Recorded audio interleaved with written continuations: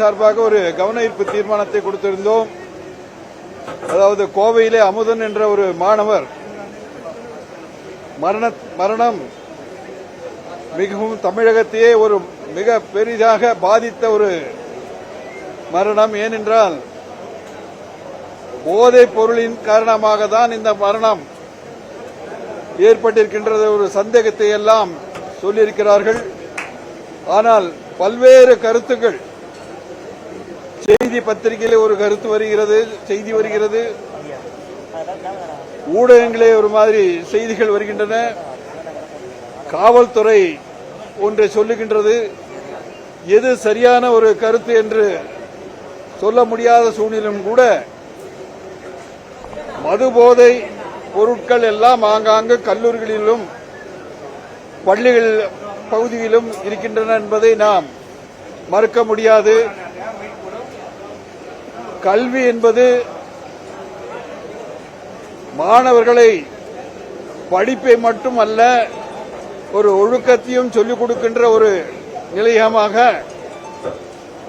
கல்வியில் சிறந்தது தமிழ்நாடு என்று பெருமைமிக்க நம்ம தமிழகத்திலே இது போன்ற ஒரு அசம்பாவிதம் ஒன்று நினைக்கும் பொழுது எதிர்காலத்தை நினைத்து மிகவும் ஒரு பெற்றோர்களுக்காகட்டும் பொதுமக்களுக்காகட்டும் எதிர்காலத்தில் இருக்கின்ற மாணவர்களுடைய நிலைமை எப்படி ஆகிவிடுமோ என்ற ஒரு அச்சத்தை இது ஏற்படுத்தியிருக்கின்றது.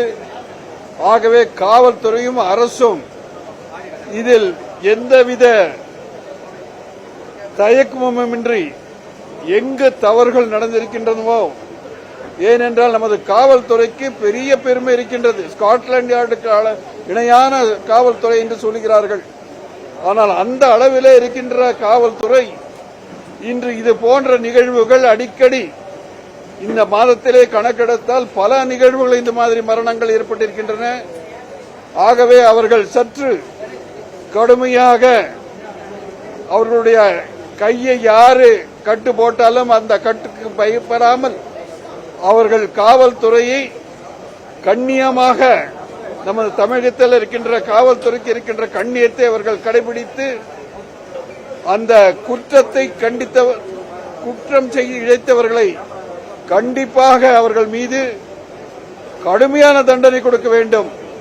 அதுவும் உடனடியாக நிகழ்வுகள் எல்லாம் செய்ய வேண்டும். ஏன்னா இன்னைக்கு நீதித்துறையிலும் கூட கோர்ட்டுக்கெல்லாம் போகும்போது காவல்துறையும் கோர்ட்டும் போகும்போது அதாவது டிலே ஆகுது, தாமதமாகிறது.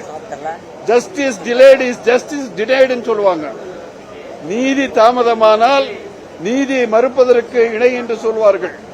அந்த மாதிரி இருந்தா ஒரு பெயில வாங்கிட்டு மறுபடியும் அவனே குற்ற உணர்வோடு மறுபடியும் தவறு செய்வதற்கெல்லாம் வாய்ப்புகள் இருக்கின்றன.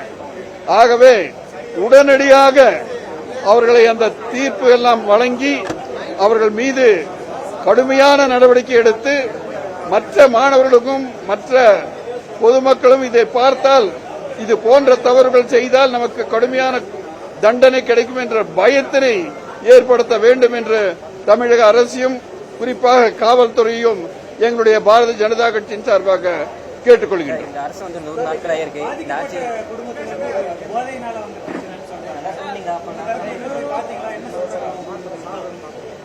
அவர்கள் குடும்பம் தான், ஒரு குடும்பம் வந்து சொல்றது ஒரு கருத்து சொல்றாங்க. ஆனா காவல்துறை சொல்றது வேறுபட்ட கருத்து, ஊடகங்கள் சொல்றது ஒரு கருத்து, பத்திரிகைகள் ஒரு மாதிரி. அதனால காவல்துறை சரியாக ஆய்வு செய்து உண்மையான காரணத்தை கண்டுபிடிக்க வேண்டும் என்பதை தான் எங்களுடைய கருத்து.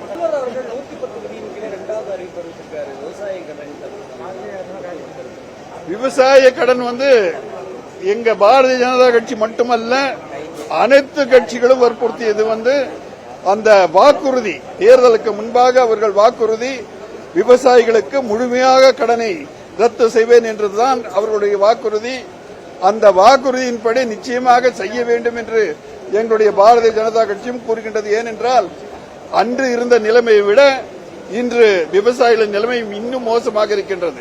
நான் சார்ந்த நீலகிரி மாவட்டத்தை சேர்த்து ஒரு 12 மாநிலங்களே இந்த சவுத் வெஸ்ட் மான்சூன் சொல்லுவாங்க, அந்த மழையே தென்மேற்கு மழைன்னு சொல்லுவாங்க, அந்த மழையே இந்த வருஷம் இல்லை. அதனால எல்லினோ எஃபெக்ட் வேற ஒரு 12 மாவட்டத்துக்கு இருக்குன்னு சொல்றாங்க. அதனால தண்ணீருடைய அளவு எப்படி விவசாயிகளுக்கு கிடைக்கும் என்பது ஒரு பெரிய கேள்விக்குறியாக இருக்கின்றது.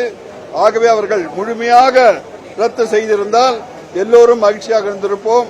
அதுவும் எங்களுக்கு ஏமாற்றமாகவே மிஞ்சியுள்ளது.